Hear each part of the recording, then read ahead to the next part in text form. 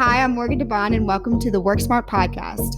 Every week, we'll be exploring a different lesson or idea related to the challenges faced by entrepreneurs and business people.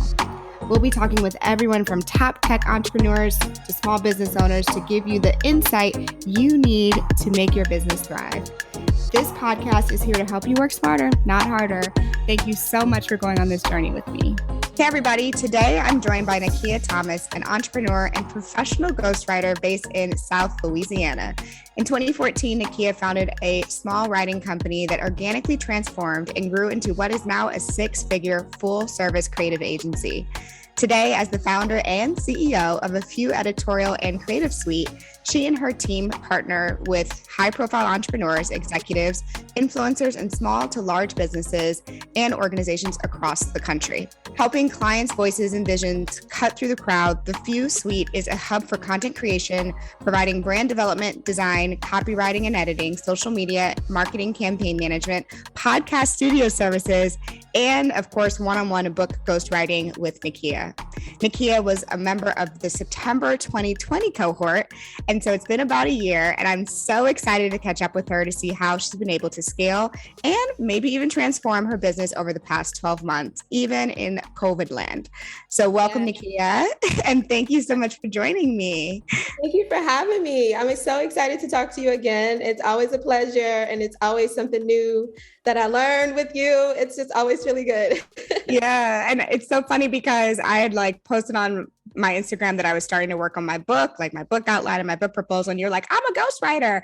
And it's funny because I feel like in the program, I knew that when you applied, but in the program, we focused so much on your team and some of the agency work that you guys were doing and building out your the flow and the process for your team that we didn't even get to that business really. Right. Well, it's kind of like a part of the business, but even having that time, even when we first started the classes with you, it's just, I was so overwhelmed with writing and editing one-on-one with certain clients that running the business was just, I didn't sleep. Y'all. You were hardworking.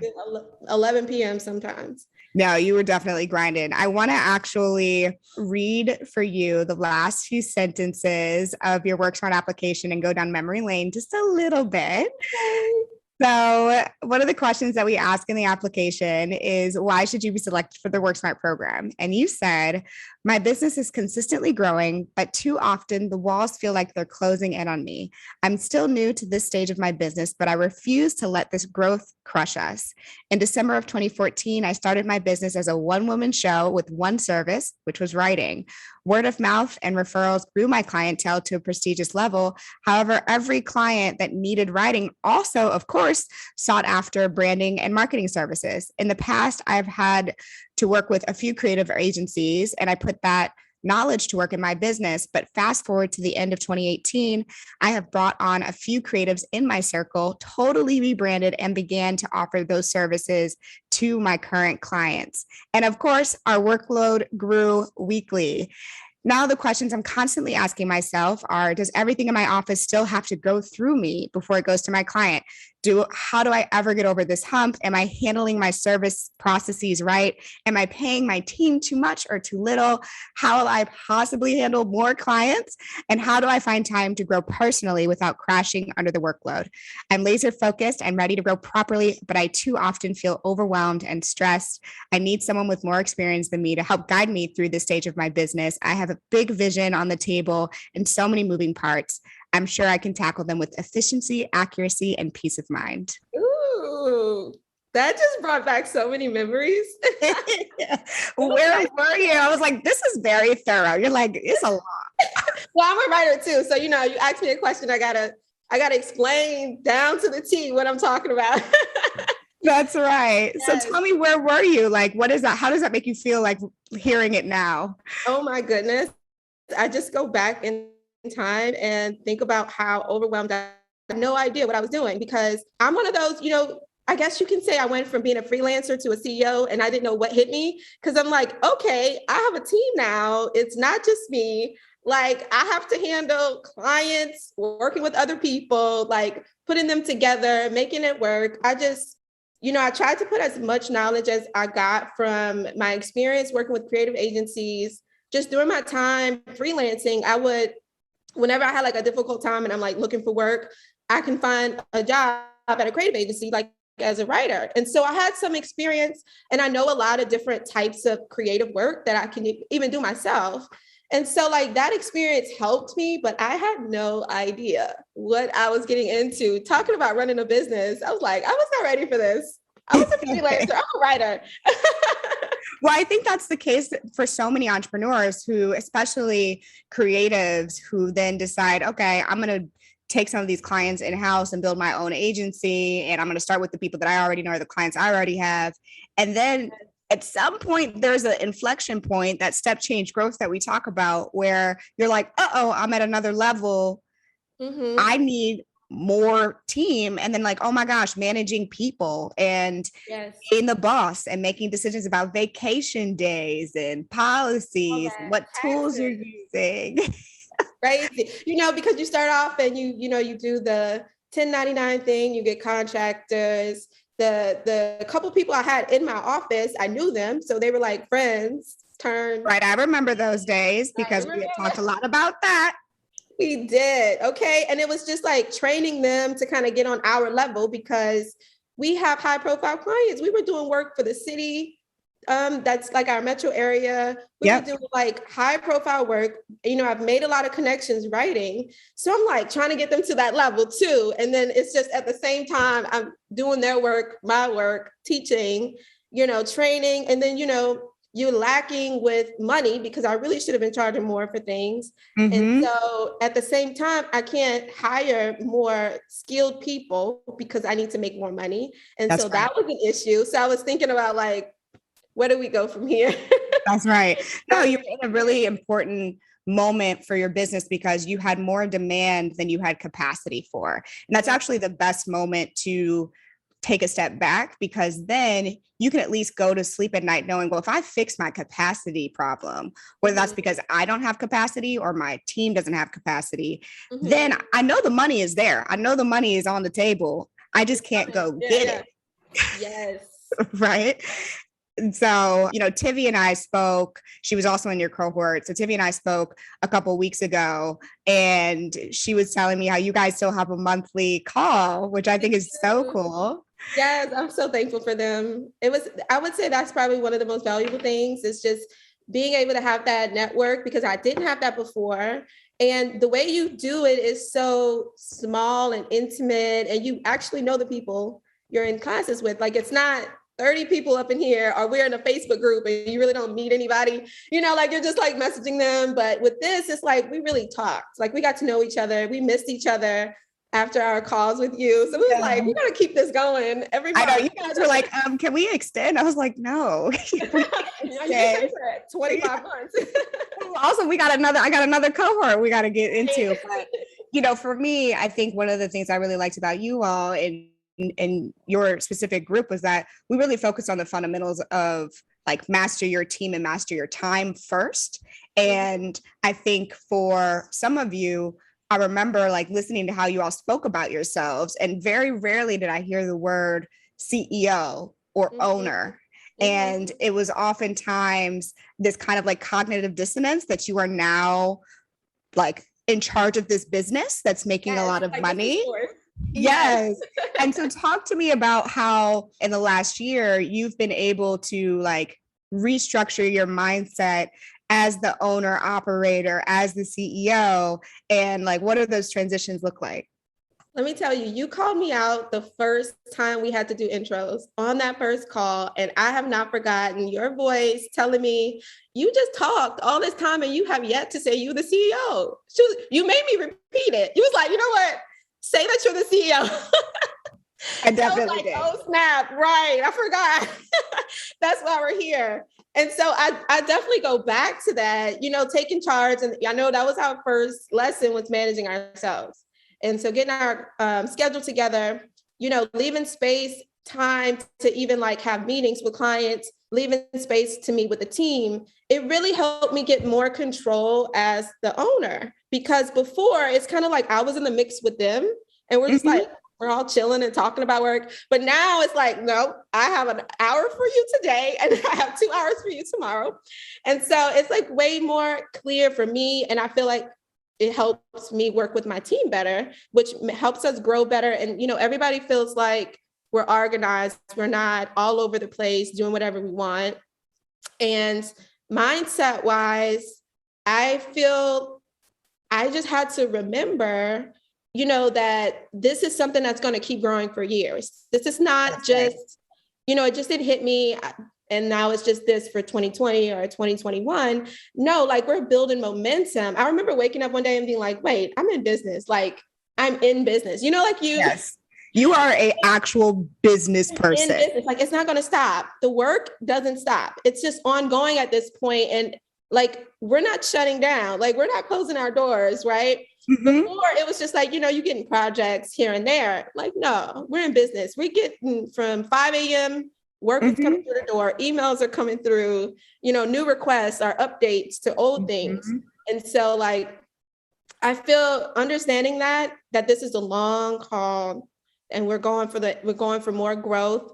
And I felt more inspired actually working with you guys because I felt more inspired to reach those goals. Before I wasn't writing goals down. That helped with my mindset for sure. Cause I'm like, we're going to meet this. We did a goal. I don't know how far we were at the end, but we had 3 months left in the year. And we were talking about how much we wanted to get by the end of the year. And one of my goals was to have like a 3-month contract. I got that 3-month contract before the end of the year. And I was like, look at this, all you have to do is set the goals and it's going to show up. I think you were doing $10,000 to $25,000 a month when you first joined the program, but I think your goal was $50,000 to $75,000 per month, like building the capacity to get to that level. And and then the next part was, to your point, was around not always having to keep selling, like having more of that operating overhead taken care of with your clients and your contracts, so that you weren't constantly in like restructuring your contracts and a little bit, so you had more peace of mind. Yes, absolutely. Because it wasn't, and that's something I'm still working on today, is trying to get contracts in place that are 6 months to a year. 2 years. And so instead of us, doing one-off campaigns or, campaigns last a while, but if someone comes for just like website and branding or small things, small projects, those are the kind of things that keep coming through. They're great to have, but we want something that's going to last. We want you to stick with us. And we want to, I'm learning how to talk about that in the beginning. So, we don't just like hope that you stay with us. So I'm like, no, we're selling you this whole thing. We have a big team. Like we want to be able to take care of you for a while. Yeah. So that you don't have to do it in-house for your company, right? It's like, we got you. We'll do your social media. We'll manage your website. We'll do the updates. We'll do a quarterly program. And I think that's being able to have that vision probably helps you get closer and will help you actually be able to close those deals, because you're inspiring confidence. You're inspiring confidence that you guys have got it for them. So tell me how your team looks today. What is your org chart? Yeah, no, it's pretty close to what we drew that time. Yes. So just for people listening in, milestone 2 in the program is master your team. And one of the deliverables is your org chart. It's like, what is your org chart today? How many people are reporting to you? Oftentimes when I work with folks and small business entrepreneurs, it's like everybody's reporting to you, right? Every contractor directly. There's not like people haven't really built in the groups, or sometimes I call them pods, right? Where it's a 2-3 person pod with a leader, and then that leader reports to you. And so when I look at your org chart, I remember being like, so there's no way that you're going to be able to build capacity in this, because every single approval and every single client, you're the point of contact for everything. Okay. I was the point of contact from the beginning to the very end. I'm sending the work. I was sending the deliverables. Like it was way too much. So honestly, during our classes, I had dropped 2 people, the main 2 people who took care of most of my work. That's his own long story, right? We're not even going to get into that, but so that happened to me, and it was the holidays. And for us, business was going up. Like we had a great month in December, and I felt like I was trying to catch up. So I did a few hires that I felt was a little like desperate and it probably wasn't the best and it didn't last that long. And so since then until around March, April, I started to rebuild stronger team and trying to get people, who felt in-house, even though we were spread all over the place, due to COVID, we were just working from home and everything. And so now I'm not the only person that everybody reports to. I have an assistant. I have an admin assistant. Okay. Yes, people who are listening, I'm a very visual person. So I talk with my hands, my facial expressions. So if you're listening to this episode, go check out our YouTube or go check out the Instagram page, because we always post a video and it's way more fun, I think, than just listening to my voice. But anyways, my face was like, yes, because none of y'all had assistants. And I was like, what is happening? And I'm so happy about it too. Really making my life easier.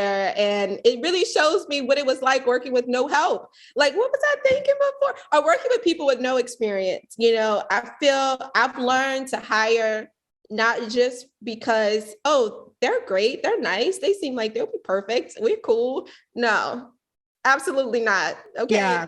Now I'm just like, you got to go through all the strings for me to even say yes. And talk about your hiring process. Actually, I think that's something that's really important when you're growing a team, is how you're setting up those job descriptions, the questions that you're asking in interviews, making sure that people actually can do the work, not just talk about doing the work. So how has your hiring process evolved in the last year? Yeah. So before it was really quick. I wasn't doing much. I was looking at resumes and just going off of that, doing a couple 15-minute calls and then bringing you on. Okay, so now we actually talked about this, I think, in one of our classes, but having people show their work. But in the beginning, let's talk about the name of the job that I'm looking for. I've learned that naming that right will attract the right people. And I honestly think I learned that from you. And so I start with my name. I'm not just doing the most generic name because I'm making it tailored to what I actually need for my company, working with my description and not just doing a generic description as well, and making sure it's tailored to what I need and thinking about things that I've been dealing with. I'm writing notes now on what I might need somebody to do. So I've separated my tasks, and then I know how to task that out. Now I can put that on the job description and we're not guessing when they show up. So a better job description. I usually go through LinkedIn now because I feel like I'm getting more high quality people. And so that's the first step. They're sending their resumes, cover letters, right? And then I send them a personal application that I've created with more questions about first of all, what's your social media? Yes. And, what's your goals? One or two of your goals, and what are your plans for the future? What do you see for this? Because I feel like nowadays, a lot of people have entrepreneur spirits, and I want to know if you want to start a business later. I want to know what you plan on doing, and so the questions are fun mixed with serious. And so I use that as a second layer for me to kind of narrow down those apps. And then I'll schedule a short call with them, 15 minutes again. Mm-hmm. And I'm just asking what are your strengths, your weaknesses? I'm getting to know their personality a little bit. And that's over the phone. It's not even video yet. Totally. And so that helps me. Conversation is so much depending on how they responded to those questions, So from there, I would narrow it down even further. And then we'll set up a video call and I'll ask even more questions and things like that. I left something out. When they do the questionnaire that I've created with the personal questions, they also send their work.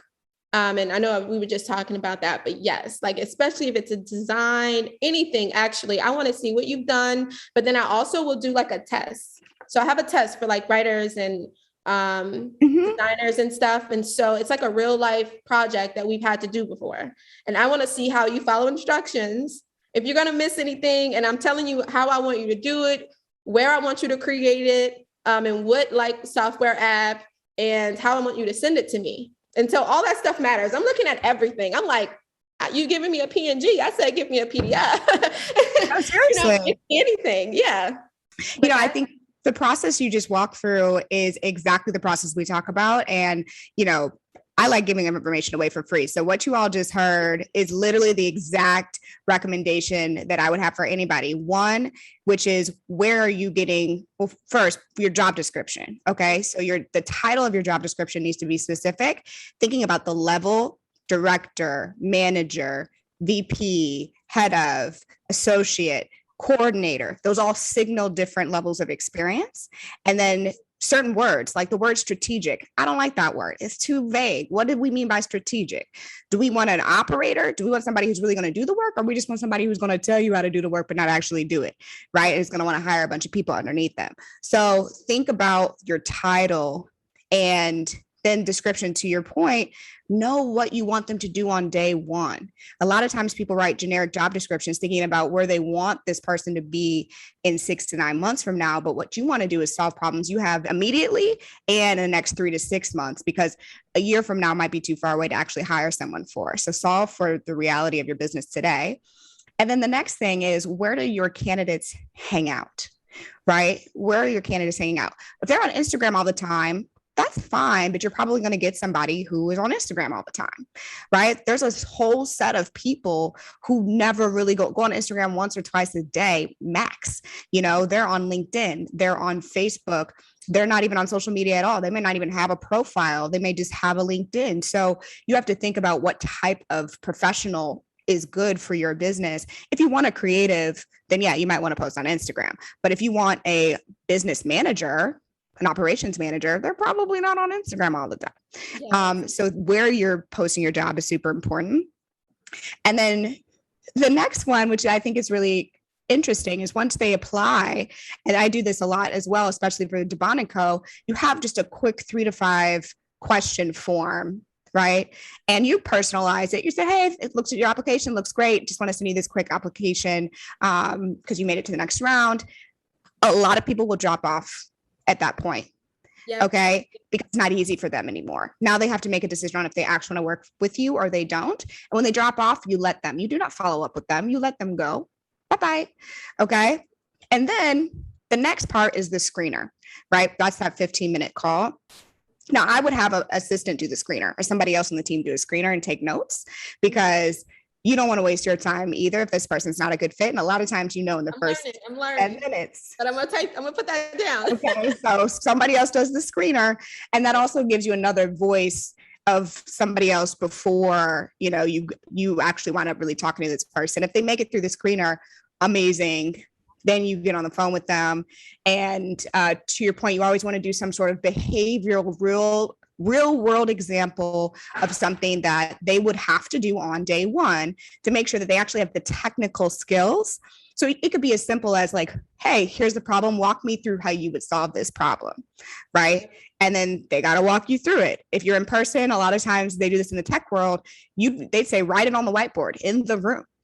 Write this code for engineers. Write this code on the whiteboard in real time, how you would code this. You know what I mean? So you can test everything, even if it's an assistant. When I was looking for my assistant, we said, boom, here's some real life scenarios. Morgan is in this city. She needs to go over here. This person sent the email. The board has a meeting here. What do you do? How do you rearrange this? How do you make sure that everything happens? Yes, because people really can talk a good game. It's so different when you give them that real life experience. It really drops some people off. You'd be like, okay, now I see what you would have done. And it's really nice too, because then they also get a sense for themselves if this is the right fit for them. And they could be like, I actually don't want to do any of that. Okay, great. Like now we know, and it's great to meet you. And maybe in the future, there's some other way we can work together. But it also gives them the opt-out opportunity, because there's nothing worse than signing somebody up, spending all this time recruiting them to join, and then be like, oh, I actually don't really want to be doing this. I really just wanted to join the company, and I want to be doing something else. Yeah. Exactly. I love it. That's the challenge. So moving into a little bit of present day, tell me what's happening now in your business. Like, where are you growing? Where are you feeling that tension? So things been going really good. I would say it's sped up like in May, and it's been going fast ever since. And so I'm excited. I'm excited about the contracts and the big ideas that are coming to the table. First, I was going to say we do have a team of like 7 now. So we've grown a bit much. Good. And so now I'm actually trying to make more time. Well, we could talk about that after. I'm going to tell you about that at the end. Okay. But growth as far as service wise, we were able to finally, so podcasting was just like a new service for us when we first started last year. when we were first talking at the end of last year. So now we've gotten a contract for that. So I'm excited. And, we have like a studio team in-house. And so now they have more to do. And so we can build that up. Websites, book ghostwriting, and like proposals, social media has taken off. I really think the pandemic helped us because everybody's online, everybody's going digital. More people want to have a face online and they're building up their branding. They might even be doing like online events. I have some clients planning events in person for 2022. Right. So those services have really taken off. We're making more money. We've raised our prices. I'm going to say a great point to how we were able to do that was we talked about first that my prices needed to be higher for certain things, but more so like itemizing and making add-ons for certain things that helped tremendously. Yeah, that's your revenue pillars, your increased revenue per customer. Mm-hmm. Listen, I love it. I was like, why was I doing this before? We was putting everything together, one price. I'm like, I remember that. I remember being like, okay, so because what was happening was that your time was getting eaten up, but people were paying a fixed price, but you were actually giving them more value and giving them more products than what they had paid for. And they were willing to pay. You just never asked them to. Right. And now they can see it too. So I love it. You can pick what you want. You don't want this, you need this, however, and everything's broken down now. And so I love that.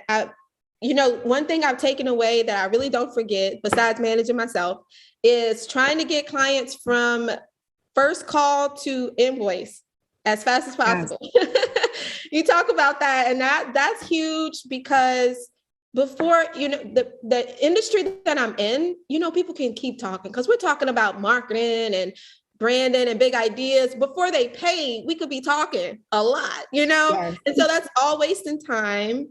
So now, I've created like these questionnaires now too. So, and in the questionnaire, I'm asking you for your budget. You kind of can see how we price things a little bit, right? So, if you even want to finish this questionnaire, whether we're the agency for you. That's right. Yeah. And so we also get like good information from them. So by the time we have that real first call, we know what they're looking for. We know their budget, and we can already be thinking like timeline. Yeah, you're qualifying your leads, right? You're not wasting your time with people who aren't qualified to actually hire you. And what you're talking about is our speed to close. How many clicks does it take for me to give you money? And once I've committed to giving you money, do you make it easy for me to give it to you? Yes. Right. And in the agency business, it's so critical because that accounts receivable line item could just continue to go up and up and up, where people owe you money. You're fulfilling services for them. You're incurring cost on your end to fulfill those services, and they have not paid you, but they're getting the value because you've already delivered the assets or the deliverable to them. And I always tell people, I'm like, I am not a bank. Listen. Okay. I am not floating your money for you. I am not a bank. My company is not a bank. And I have to remind people at Blabbito, I'm like, we are not their bank. They owe us money. Go get it. Yes, go get it. That's so good though. What you said is that's probably the main pain point with working with like an agency, a creative agency. And I know Tivy, who was in the class with me, me and her talk about that all the time.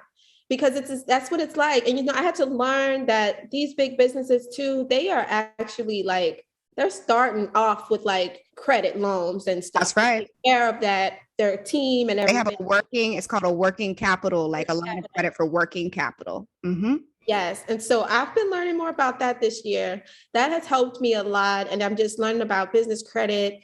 And so like, it seems like even to be we had a 6-figure year in 2020, and that's great. But if you think about it, we rebranded at the beginning of 2019 as an agency. So this is new. You could say we go back into 2014, but that was just me. So that's right. A real bigger business, it's really just 2 years in, So honestly, I didn't know all that stuff about the business credit and how to do that, how to take care of your team and still be trying to get those invoices, like you're saying, that are just sitting there. No, we need to Yeah. put so many hours in and work, and they need to get paid. I need to Collect get the paid. It's coins. just crazy. And that's why companies have accounts receivable specialists. Like I remember when we finally got an accounts receivable specialist, and it's called aging, right? What is the average age of your accounts receivable? So it might be like 45 days. Well, if people are paying you net 30 and the average person is paying you on net 45, the average aging of our accounts is 45. Mm-hmm. But if I, in my mind, said, oh, everybody's going to pay us on that 30 and they're actually going to pay us, Mm-hmm. then those 15 days could get real tight depending on what our cash flow looks like. Mm-hmm. But sometimes if you have a lot of money out in accounts receivable, $1 million, $2 million, $3 million that you've already booked and billed, but have not received in your bank account, it might make sense to hire a part-time accounts receivable specialist where all they do is chase it down. One, it maintains your relationships professionally with your clients. So you're not, getting in the middle of their business. Oh, well, I'll be there and I'm waiting for this person to pay me before I pay you. I'm sorry, that's TMI. They feel like they can do that with you because you're who they're talking to. But you can't do that to Susie Q over here, Susie Q does not care. Susie Q is gonna go get the coins. Okay. So even consider that, like, depending on how big your accounts receivable starts to get as your business grows, because it will grow as your business grows, you might benefit from getting a bookkeeper or an accounts receivable specialist where all they do 5 hours a week is just send really annoying follow-ups. I didn't even know that job position existed, but I'm glad I know now because, I'm writing it down for when we get there. Yes, that's good. Yeah. So there's so many different ways to get around these challenges, but I think, it's really important to your point when we're all first-time entrepreneurs, you don't know what you don't know. Right. And that's why having a network and a tribe of people together is so incredibly important because you guys can share, hey, I just learned about this and this, and it's working for my business. Have you thought about it? It sounds like we were having the same problem. Here's how I solved it. Yeah. So what does your next level of step change growth require of you? Where do you want to be next year? We got to jump big. So, first, I'm going to say requires of me. I'm going to say it definitely requires, of course, through hires, but personally, it requires me to have more time to land and close contracts. I want to be able to, build and receive more like private, large company contracts.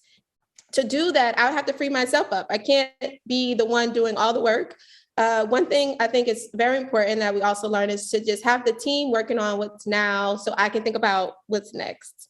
I'm dropping your gems. They need to know this.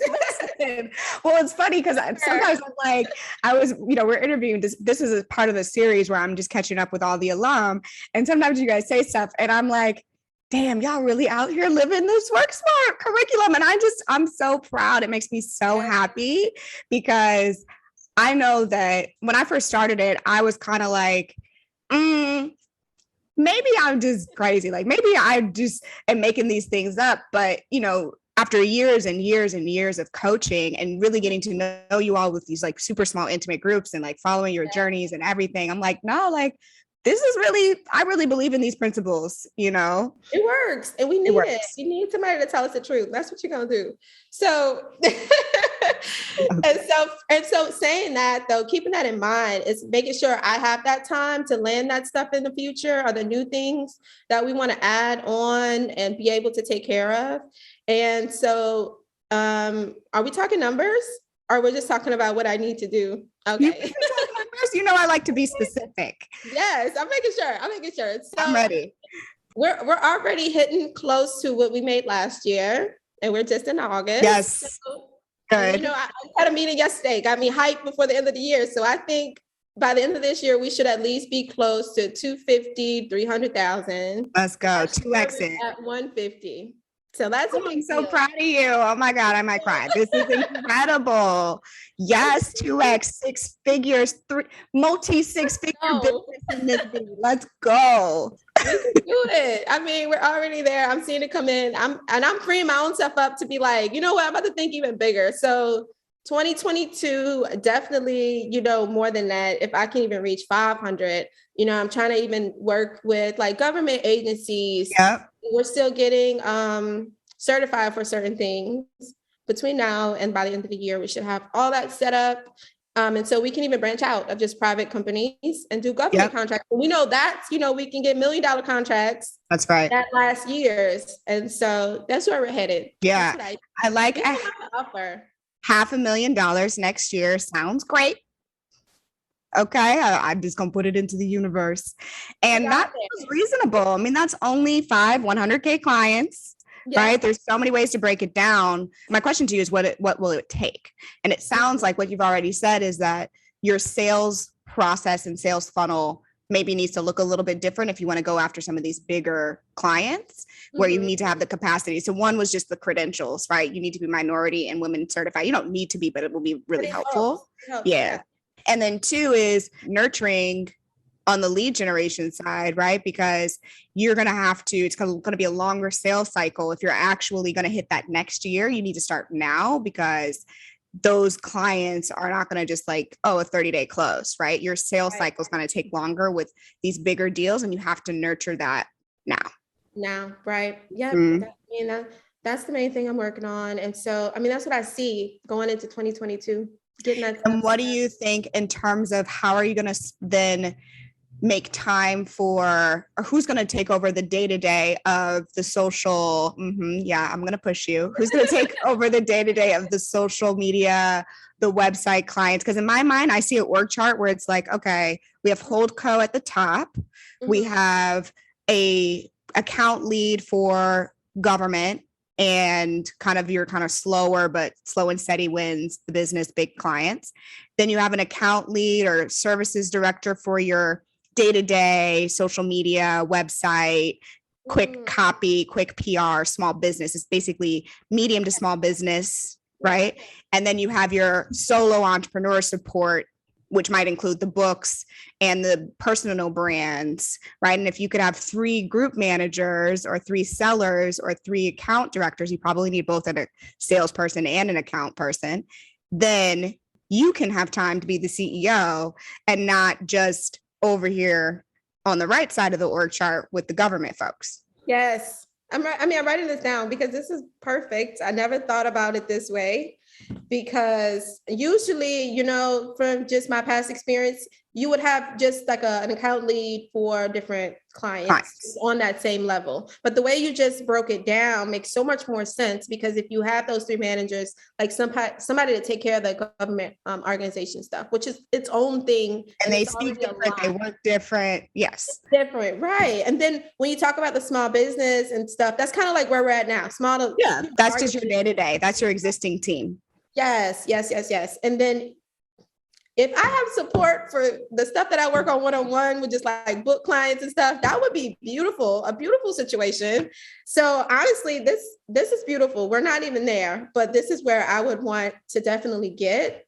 Right now, it just goes basically, my next hire would be like a project manager because the admin assistant right now, she's kind of tag teaming a little bit.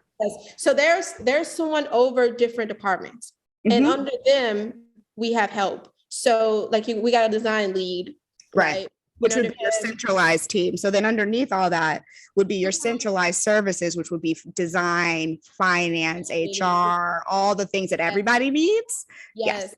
Yep.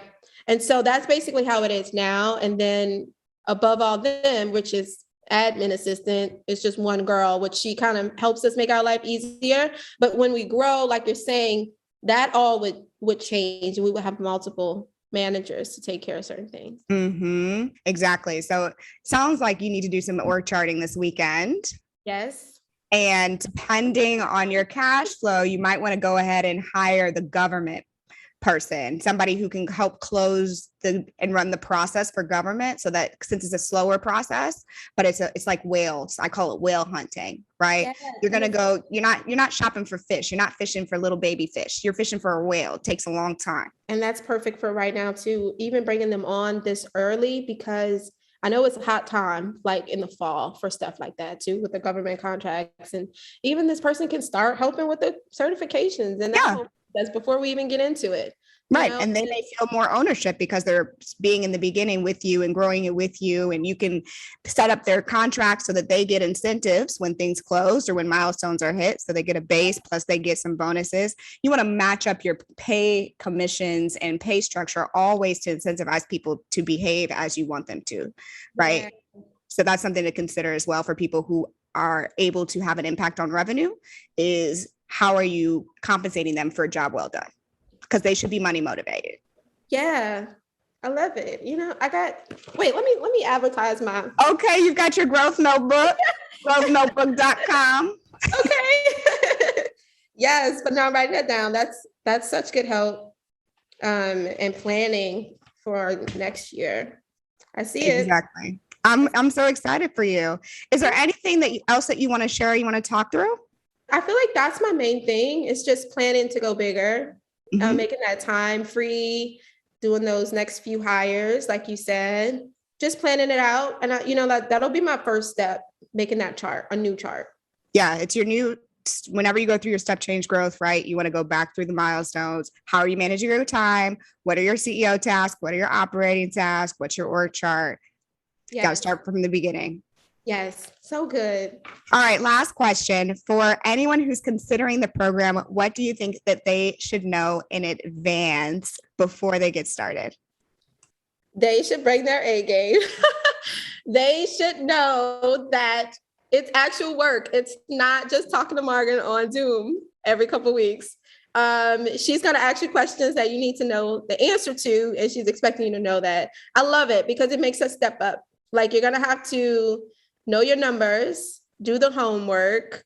You know what I'm saying? Like, even though the actual classes like online are super short, like they're easy to get through. The hard work is doing those tasks, writing all that stuff down and preparing for the calls that we're going to have live. And I feel like if you're thinking about it, don't hesitate because you only can Google so much. That's my mind, because that's right. And we have friends in our circle, but it's really good to branch out. You don't know who's going to be in your circle with you, with Morgan. And I feel, being able to ask certain questions around different people who have different experiences, it really helps you grow and, have bigger goals. I feel my goals have grown so much. I had no goals. I was just out here working. You were working, but you had a goal, but it was, we got to get a little bit more specific. Yeah, we were very more. But so that's what I would say. Prepare. Amazing. Yes, prepare is for real, but also don't, a lot of people are like, I don't have time to commit to the program because I'm too busy. The whole point of it is to help you become less busy. So, if a year from now you're like, I'm still too busy, I'm like, that's because you've literally changed nothing and you're at the exact same place as you were a year ago. Absolutely. I feel that's so important because if you don't take that break to even learn how to manage yourself, you're never going to actually do it. And you're going to teach them that's the first thing they learn. So if you're overwhelmed, doing too much, you got to start there. Got to start there. 100%. So thank you so much for joining the podcast. I'm so proud of you. A year. I'm like, this is so incredible. You've done exactly what you said you were going to do. And now next year, it'll be even more exciting to see. And, I just can't wait for all of you all to meet each other because we have so many cohorts now that I'm like, we got to do this retreat or something because so many of you all are reaching that next level at $500,000, $1 million a year. And every single time I'm like, oh, so-and-so should hire Nakia. And like, this person should hire Tivi. And like, and I think the tribe of the Work Smart alum is going to be just so powerful. So thank you for your contributions. I can't wait. I'm looking forward to that. All right. Well, thanks y'all for listening to this episode. Applications are open for the last cohort of the Work Smart program this year. I think I'm only going to take 5 to 10 people, keep it small like I usually do. And it's just worksmartapplication.com to submit your app. And I hope to read your application soon.